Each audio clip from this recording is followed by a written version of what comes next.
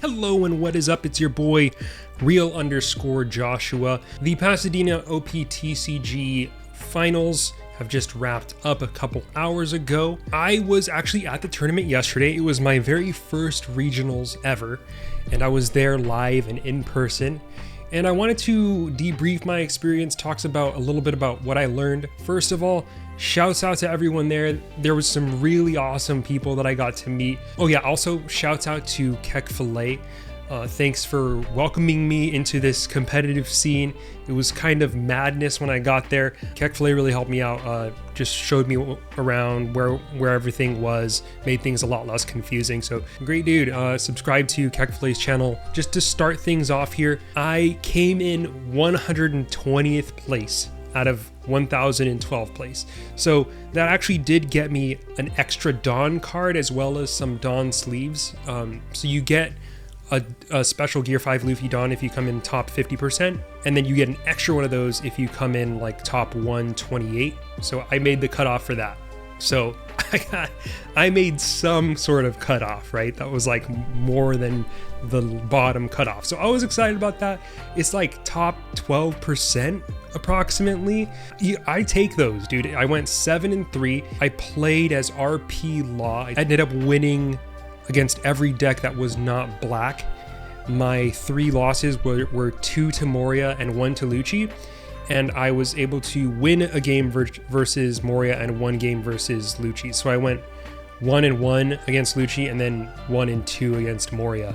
I've always had trouble with Moria, and I do want to address a bit of those weaknesses before those bans even kick in, because we're going to have this meta for the next couple months, and I want to work on it. So I played RP Law. Here's the list that I ran. One thing that I was considering making like this vlog about was that I ran 1 copy of Ein in this list, the 7 cost Ein. I love that card. I don't think it's very good, but I did put it in this deck as kind of like a spicy tech. This is the version of Law that runs 5 Miss All Sundays. I think this version really unlocked Law for me and made the deck click a lot better than other versions of this list that I played. I also think it's really good into the mirror. So if you've been having trouble with Law, I know some folks think Law is a really bad deck in this meta, and maybe there's some truth to that, but I will say, maybe they just got to try out this deck because it feels really good. So I wrote down a couple notes here that I want to talk about.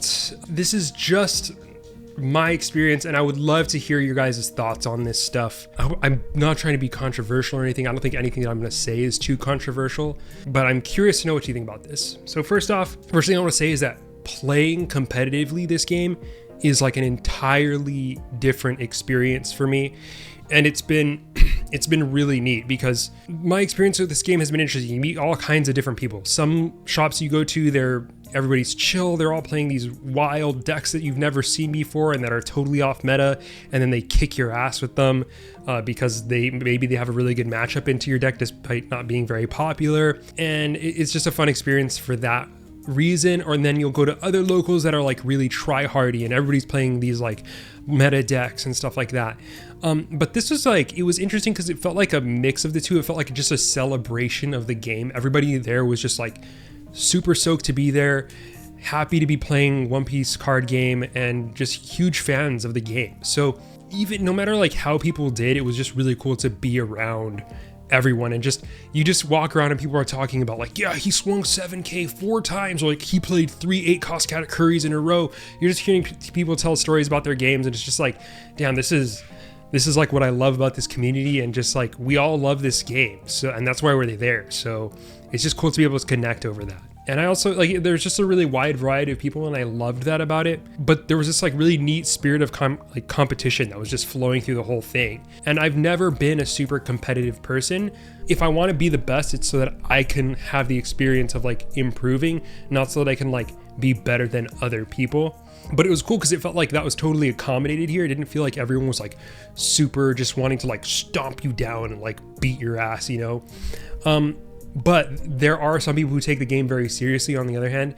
But that's the thing, like having that variety is part of what's fun about a community like One Piece. The other thing that I learned, and might sound obvious, but skill is real. Okay, guys, skill is a real thing. I've always thought like, man, people who get really consistent results at stuff like this, it's like yeah, they're probably good at the game, but like you also have to get really lucky. And I feel like that's a part of competitive performance that people don't really take into consideration when it comes to something like a card game, because so many of the outcomes are random. But the thing is, like, yes, that is true. There are high rolls, there are low rolls, but there are so many other variables besides luck that come into playing the One Piece card game, right? Like there's multiple vectors at play here. There's player skill, there's like matchup knowledge, there's fundamental knowledge, and there's like this really in-depth technical knowledge. So for instance, like Lucci, like they don't like being swung 6k at them. Namis don't like being swung 6k, 7k, 9k, 11k. If you swing 8k, it's like pretty bad for you. You do not want to do that. These are things that like one player might know, another player might not know. And just one small misplay can really screw up your entire game. And it's interesting because I had a couple matches where I was in a position where like my opponent clearly could beat me, right? But they then made like one or two just obvious misplays. Because when you're playing against a deck and they're doing stuff to you, you're like, okay, if he does this, like with the current board, say if he was to do this, I would instantly lose the game, right? Maybe say you don't have counter in hand. If they were just to attack me with all three of these dudes, like I would be dead. Obviously the decision making is a lot harder on their part, but in this case it was a very pretty clear in my eyes play line that like if they did this, I'm dead, I'm about to lose this game. And they didn't make that play. They didn't make the play. They didn't swing at the right stuff. And then after the match was over, they were like talking about, you know, the cards that they had in life, and like if I just had one more counter, talking about how like overly strong that law is and stuff like that. And it's like, I agree on all those things, right? Like if that person did have another counter, they would have won. Like if law wasn't so strong, maybe they would have had a better chance. But it's like also there's many plays that you could have made that would make your outcome better. And I'm not trying to like, you know, point anyone out, but one thing that I really realized from this experience was that the only real way to improve at this game is to look at your own performance and figure out where you went wrong and how you can do better in the future. Because the thing is, like, you are going to win matches that are unwinnable because your opponent misplays, particularly you know, when you're at the beginning of the tournament and not all players are of the exact same skill level. Or maybe some people are just newer to their deck and they're just bringing it to this tournament for the first time. It's not their main, you know? On the other hand, you will lose matches that are very winnable due to your own mistakes. Like this is a thing that happens to even really great players. And I think if you just never misplay, you're gonna be a top player, straight up. But if you do misplay, it's going to be very hard for you to become a top player. That's one thing that I need to improve on. Next time I would love to be able to like record my games or take in-depth notes after I play the game, because in the matches that I lost, two matches against Moria, one match against Lucci, there was one mistake that was like not super obvious, but like in retrospect, I think it might have been a mistake. And then there's like other things where it's like whatever the correct play line was, if there was a correct play line, it's not obvious. It's something where like I would have had to play a completely different card earlier that would have changed the course of the game, or like I need to not counter with a certain card so that I could play it the next turn, blah, blah, blah. And it wasn't something where like, oh, I forgot to bring out a Dawn, or like I missequenced, or something where it was like the results of my mistake were really clear as day, you know, or where it was like I could play this card or this card, and a turn down the line I realized if I had played this other card I would have been in a much better position. It wasn't that kind of mistake. So yeah, skill is very real. So shouts out to everybody who consistently performs at these things, because it's really hard to do. Like it's not just about the gameplay, it's about the deck building, it's about your knowledge, it's about who you know, it's about all these different things. The other thing is that like skill is real, but so is luck. But yeah, sometimes you draw badly, sometimes your opponent just draws the nuts and you don't. That's just part of the game. Sometimes your matchup spread is really just tilted against you. But one thing that I will say is that while I do believe that good performances reflect on stronger players, I don't believe that bad performances reflect on bad players. I think that it's possible to lose even if you're very good at the game. Sometimes the opponent just has it. Sometimes you're like statistically likely to win in a certain situation and you don't. Sometimes the NL just has you're the one who should disappear on life multiple times in a row. This did not happen to me. I didn't play against an NL all through the entire tournament, but yeah. I think the big difference is what you end up learning from those losses that you do have. Speaking of which, the fourth thing is that it's really hard to focus on this game and be like chill and fun at the same time. This is something that like I thought Kekflay was like really impressively good at, was that he's just so talkative and like fun while he's playing the game. I'm like zoned in, bro. I'm like fully locked in, horse blinders on, looking directly at my cards in the tank for the entire time that I'm playing this half-hour game. My brain is like full focus. I swear, dude, by the time I left this tournament, my temples were like pulsing because it was so much brain that I was using on this. But yeah, it was funny because I played against Mr. Vudoo, who is another streamer. Shouts out to Mr. Vudoo. And I watched the clip afterwards of my game against Mr. Vudoo. And I was like, bro, the way I come across on this stream, like I look like I'm just pissed. I look like I'm upset, like I'm not fun to be around. I said a couple things. And then also let me address something real quick, okay? I have people were clouding on me in Voodoo's chat, Mr. Voodoo's chat, because I was not I didn't have Dawn sleeves. Okay, bro, first off, I do have Dawn sleeves. Okay, they were like, this guy has his law leader in a plastic case. Okay, fine, I have this in a plastic case, but his Dawn are unsleeved. Yeah, these are the Dawn that I brought, okay? I don't have it in a plastic case to protect this. This is like 25-cent card or something. I have it in a plastic case because to me, the feeling of using this over and over, it's just more tactile and it just feels better to me. The experience feels better. And look, this is the Dawn that I had used at locals for a very long time, okay? It's double sleeved. It's the holographic one. It's not the best Dawn, but it's the cheapest Dawn that looks good, okay? And then I got the nice Dawn sleeves for it with the gold one. Look, this is my regular Dawn. This shit does not feel good to me, dude. I'm like, 1, 2, 3 Dawn, like I'll pay. It's all like slippery and stuff. This feels way better, bro. They're not just any old Dawn cards, okay? It's my full collection of One Piece tutorial Dawn cards. Anyway, shouts out Mr. Vudoo. Thanks for featuring me on your stream. I feel bad because at the end I was like, I didn't know, I hadn't seen, actually I think I had seen some of his videos, but I didn't realize that it was the same dude. Because I'm like 6 games deep or something, and he had like a camera on his shoulder and he was streaming, but I didn't know that there's no record light on that I could see. And at the end of the game I was like, are you filming this or something? He's like, oh, I'm streaming. I was like right now you're streaming? I was like, oh shit, dude, you should tell your followers to subscribe to my YouTube. It was the first thing I thought, man, like, why not plug my channel? And then his chat was like, oh, like he just beat you and he's asking you to plug his YouTube. How BM? And that, I didn't mean it that way, dude. I was just like, I enjoyed our game, and I was just, yeah, I realized after the fact that maybe that was like a little bit rude, but yo, let me plug Mr. Voodoo's channel. Go check him out on Twitch. His streams are nuts, dude. Bro has crazy streams, and his video content's really good too.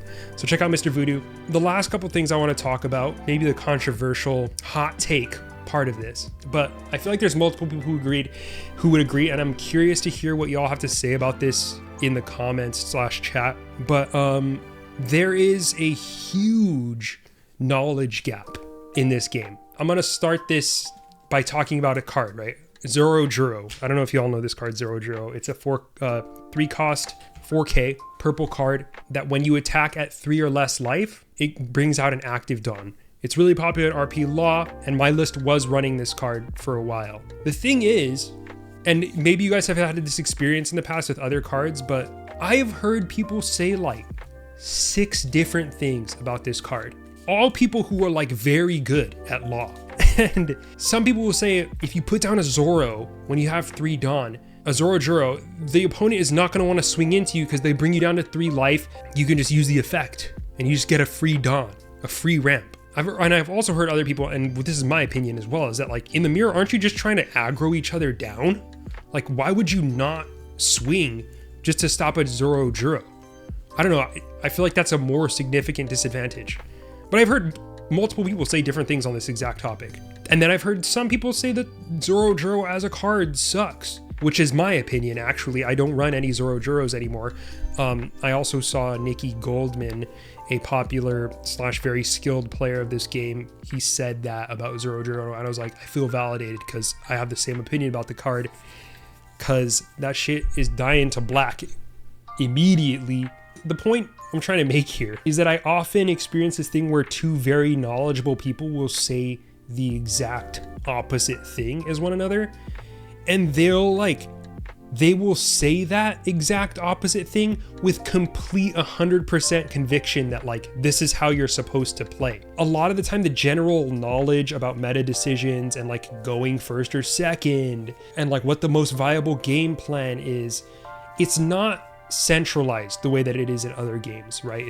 This isn't a game with millions of players around the world. It's not a solved game. So it's totally natural for there to be this kind of disagreement. But there are some people who have sauce, okay? Like there is knowledge out there that is like, they've figured out these play lines for playing against other decks, strategies that work that they've uncovered themselves, or more likely in a group of people who I feel like these people, like I've seen these fucking pictures, bro, of people like in a room and they're like, we play tested for the last 2 weeks in a row to figure out like the best way to play against each other's leaders.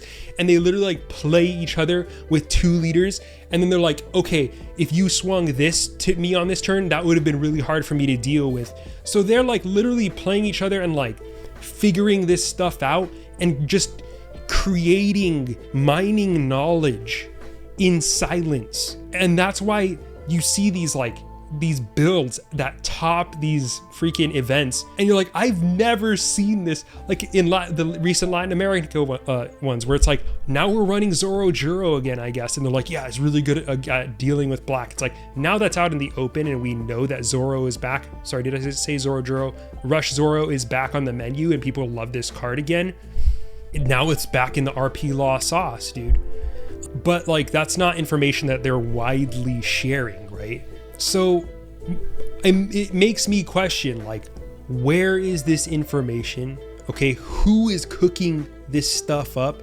And why don't the rest of us hear about this? It's just these like small enclaves, these like high councils of skilled players who just can play test shit for 2 weeks straight in like an apartment and get food Uber Eats thin on the daily. They're eating Wingstop chicken sandwiches every other meal. To me, that gap is the result of gatekeeping. And the thing is, I don't mean this as like a slight on people who do this stuff, okay? It's not like sinister, it's not some kind of conspiracy. And for the way that the One Piece community works, it makes a lot of sense why this exists, right? Yeah, information is super valuable in this game, all right? If I have the knowledge that against Nami, it's better to swing 5, like spam 5 or spam 6 if you can, spam 6, 7, 9, 11, that's much more useful to me than if I don't have that information. It's so hard to figure that stuff out yourself in the context of like just playing games at locals or just playing games against one friend who has one deck. You need like a group of people working in conjunction to look at each other's decks and say like, and play openly with one another and say like, okay, here's what would have been best for you to do in this scenario playing against me right now. They create this knowledge and then they share that within their own circles. And that's valuable knowledge. Okay, not just because you can then bring that information to your next tournament. You can build a stronger deck, which you can then bring to the next tournament and perform overall better, which is like really powerful. And because the pricing at this stuff, if you make like even top 32, like that's a huge jump from the next pricing level. A lot of top players do offer coaching, so I don't think information is unattainable. Yes, this is my next point. The people who create this information, they should be able to reap the benefits of that information. Like, they put in the work. Like, why should they just go around telling people, hey, do this against this leader, this exact information that makes this matchup easier? And I think that coaching is really valuable in this game. And I think it's a good thing, because like, if you are creating this information, you're putting work into this game. And I think it's good to be able to be paid for that in exchange in some way, shape, or form. But yeah, there is no incentive for these people to like share this information outside of their circle, when it's just gonna make the playing field harder to deal with. So selling that information, packaging it up as coaching or what have you, is totally reasonable and is a thing that I'm glad exists, because like, if you're putting that much work into this game, you should be rewarded for it. But on the other hand, it does feel at times like we're in a scene where knowledge feels like it's very difficult to get your hands on, even really common knowledge. There's levels to the information though. Yes, y'all are like totally helping me segue. So that's the thing, like the goal of what I want to do with my channel is, I'm not trying to like expose this like deep information that these coaches and skilled players have. I'm not like coming for coaches' throats. Instead, I'm trying to use my skill set of finding information and communicating it clearly to help build more fundamentally sound One Piece players, right? In other card games, you learn the concepts of like value, aggro, playing for control, one turn kill combos, like all these basics about this stuff. But a lot of that stuff doesn't really apply to One Piece, and I don't think that One Piece has created a scene where that base level fundamental knowledge exists. And I would love for that to be a thing where we like put into words the fundamentals of the One Piece trading card game, so that people who are new to it could say like, oh, like here's this concept that I know about and can now execute in my games and apply it in my own way, so that I can play better and come up with my own conclusions about what the best way to play in a specific matchup is. Because it's hard to have that knowledge with this game, because it doesn't exist in the same kind of continuum of skill set as a lot of other card games do. I mean, there are certain things, but like just the way that swings work and the way that, you can only attack rested characters and the way the life works, the concepts of control and aggression are so much different in this. They're like nearly unrecognizable to someone coming from games where you have like a set amount of life value, like 20, like in Magic or something.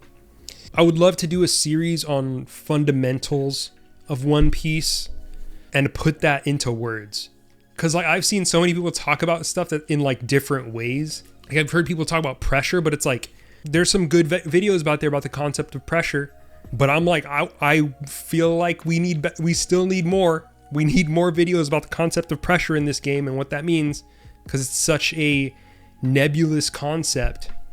So came in 120th. Let me share we got these babies. 2 Gear 5 Luffy Dons.